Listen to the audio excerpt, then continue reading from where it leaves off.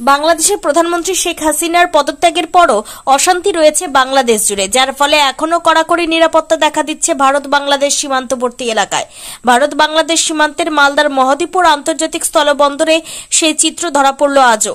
সীমান্ত পারাপারের ক্ষেত্রে পারাপারকারীদের বিশেষ নজরদারি চালাচ্ছে বিএসএফ কর্মীরা। খোলা হয়েছে সীমান্তের গেট। গতকাল 150 জন বাংলাদেশ থেকে ভারতে এসেছে, 36 জন ভারত থেকে বাংলাদেশে গেছেন। আজ সকাল থেকেও আপাতত আমদানি রপ্তানি বন্ধ রয়েছে বলে বিএসএফ সূত্রে জানা গিয়েছে। দেখুন, পরিস্থিতি রাজনৈতিক অস্থিরতা বাংলাদেশে, যার কারণে আমরা কয়েকদিন ধরে আশঙ্কা করছিলাম একটা কিছু ঘটতে পারে। তো সেটা হঠাৎ করেই আজকে ঘটেছে এবং এর একটা জের কিছুদিন চলবে আশা করি। যার জন্য আজকের মধ্যেই আমরা সংশয়ে ছিলাম, সকাল থেকে এক্সপোর্ট করতে পারিনি। কিন্তু তারপরে বাংলাদেশ কাস্টমসের সঙ্গে কথা বলার পর আমরা চেয়েছি তাড়াতাড়ি যতগুলো গাড়ি পাঠানো যায় পাঠিয়ে দিয়েছি। আজকেও তাও 250-300 গাড়ি পাঠানো হয়েছে, কিন্তু এরপরে আর ওরা নিতে পারছে না। এই কিছুক্ষণ আগে ওরা ঘন্টাখানেক আগে বন্ধ করে দিয়েছে, আরো কয়েকটা গাড়ি আটকে গেল, যার ফলে এখন কালকের দিনটা, কাল পরশুর দিনটা অনিশ্চয়তা আছে। তবে কাস্টমস ওখানে আমি কথা বললাম, ওরা আশাবাদী আছে যে ওদের বন্ধ করার নির্দেশ ডাইরেক্টলি কিছু আসেনি, কিন্তু হয়তো একটুখানি অসুবিধা হতে পারে, কিন্তু চলাচল করার চেষ্টা হবে। হঠাৎ করে পণ্য বোঝাই গাড়ি যাতায়াত বন্ধ হয়ে গেল, এটাতে ভারতের কি ক্ষতি হচ্ছে? হ্যাঁ, এখানে বলি, প্রতিদিন আমরা যে এখান থেকে যে পরিমাণ এক্সপোর্ট হয় বাংলাদেশে, তাতে প্রায় বৈদেশিক মুদ্রা ধরুন 15-20 কোটি টাকার মতো প্রতিদিন আসে। 15 থেকে 20 কোটি টাকার মধ্যে একটা হিসাব হয়। তো সেইটা তো বন্ধ হবে। আর এর বাইরেও 1.5-2 কোটি টাকা অবধি আমাদের একটা প্রতিদিন যে শুল্ক আদায় হয়, সেই শুল্কটাও রেভিনিউ যেটা সরাসরি কোষাগারে যায়, সেটার ক্ষতি হবে। একই রকমভাবে বাংলাদেশ সাইডেও এরকমই ক্ষতি হবে, যেহেতু ইম্পোর্টিং কান্ট্রি, ওদের শুল্কটা আরো বেশি হয়, ওদেরও একটা রেভিনিউ ক্ষতি হবে। যার জন্য আমাদের মনে হচ্ছে যারা এটাকে বন্ধ অনির্দিষ্টকাল রাখবে না, যত তাড়াতাড়ি পারে খুলবে, কারণ এটা আপনার এসেন্সিয়াল সার্ভিসের মধ্যে পড়ে, যেমন মেডিকেল সার্ভিস, এরকম এটা এক্সপোর্টিং করে। তো আমরা এখানে আমাদের অফিসারদের সমস্তই আমরা রয়েছি, ও বাড়ি যায়নি, যদিও একটা ছুটির 3 দিনের ওদের চিঠি এসেছিল আমাদের কাছে, তার সত্ত্বেও আমরা কেউ যাইনি, কারণ আমরা পরিস্থিতির উপর নজর রাখছি।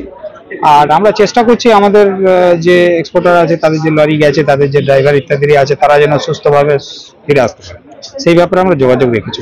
লোক পারাপার কি হচ্ছে? লোক পারাপার এখনো হচ্ছে, তবে কমে গেছে, অবশ্যই কয়েকটা দিন ধরেই কমেছে। এখন তো আমার মনে হচ্ছে আরো একটু কমে যাবে। তবে বাংলাদেশি যারা এখানে আটকে আছেন, তারা যদি ওখানে যেতে চান, আমাদের কোনো তাতে তো আটকানোর জায়গা যাচ্ছেন। ভারতীয়রা কমে গেছে, অত্যন্ত কমে গেছে, মানে নেহাতি জরুরি প্রয়োজন ছাড়া কেউ যাচ্ছেন না এখন।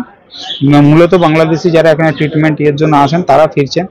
তাদেরকে আমরা যথাসম্ভব চেষ্টা করছি, তারা অনেক কাঁচামাল, অনেক কাঁচামাল আটকে রয়েছে, হঠাৎ করে বন্ধ হয়। হ্যাঁ, কাঁচামালের কথাটা বলি, আজকে আমরা কাঁচামালটাকে প্রাধান্য দিয়েছিলাম এবং সকাল থেকে কাঁচামাল যতটুকু এসেছিল আমরা ম্যাক্সিমামটা বার করে দেওয়ার চেষ্টা করেছি। কিন্তু কাঁচামাল বলতে কেন, মূলত পেঁয়াজ যায়, এবং পেঁয়াজটা আসে অনেক দূর থেকে, নাসিক থেকে। তো আমরা আশঙ্কা করছি যে রাস্তাতেও এখনো বেশ কিছু গাড়ি আছে যেটা কালকে পরশু অব্দি এসে পৌঁছাবে, আজ রাতেও হয়তো পৌঁছাবে। সেইটা নিয়ে আমরা চিন্তিত আছি। যদি কোনো কারণে কাল থেকে পুরোপুরি বন্ধ হয়ে যায়, তাহলে ওই কাঁচামালটা নিয়ে একটা সমস্যা গাড়ি আনলোড করা যাচ্ছে না। হ্যাঁ, ওপারেও গাড়ি গেছে, ওপারেও যেহেতু অস্থিরতার জন্য ওরা খালি গাড়ি, বাংলাদেশের গাড়ি আনতে পারছে না, যাতে করে আমাদের গাড়িগুলো খালি করে ফেরত আসতে পারে, সেটা নিয়ে একটা অসুবিধা হচ্ছে, গোডাউনে রয়েছে। তো তাও চেষ্টা চলছে ওখানে, এরকম নয়, আমরাও যোগাযোগ রেখেছি এবং আমাদের যে অ্যাসিস্ট্যান্ট হাই কমিশনার সাহেব আছেন, উনিও এই ব্যাপারে খুবই সহযোগিতা করেন। এর আগে স্টুডেন্টদের সময়ও সহযোগিতা করেছেন ওদের ফেরার ব্যাপারে। এই ব্যাপারেও ওনাকে আমি মেসেজ করেছি যে আপনি একটু এটা দেখুন, যাতে ওই জিনিসটা সঠিকভাবে হতে পারে, আমাদের লোকজনও সঠিকভাবে ফেরত আসতে। এই মুহূর্তে কতগুলো গাড়ি আটকে আছে? এই মুহূর্তে বাংলাদেশে ওই ভারতীয় সীমান্তে গাড়ি সেই পরিমাণ নেই, কেননা এটা আমরা অ্যালার্ট দিয়েছিলাম। আমরা বলেছিলাম যে এখন নতুন গাড়ি যত সম্ভব আনবেন না, যতক্ষণ অনিশ্চয়তা হচ্ছে।